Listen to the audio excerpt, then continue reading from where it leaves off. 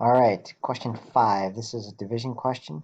So before we do anything else, we're going to turn it into a multiply question by flipping the second one.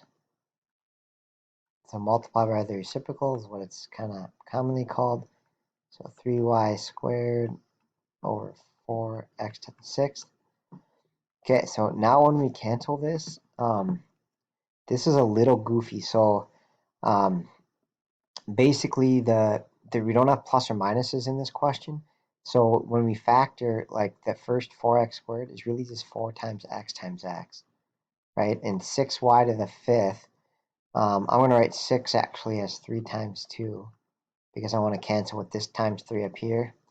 And then y to the fifth is just 5 y's.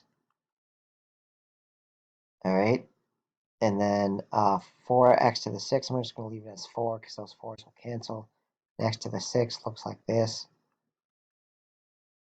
Okay, and then 3 and y squared is just y times y. Okay, so this is just a bunch of stuff multiplied together with no plus minuses.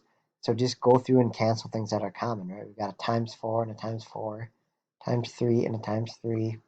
And then we can pair up times x's, cancel out 2 total. And same thing with y's. We can pair them up and cancel out 2 total. All right, so it's kind of a mess, but up top, we don't have anything left. So I think that's just a 1. Because it'd be like times 1 in our list there.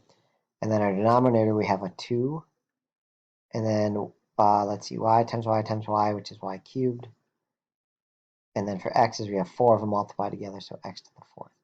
All right, so it cleans up to 1 over 2 times y cubed, x to the fourth. All right, hopefully that helps.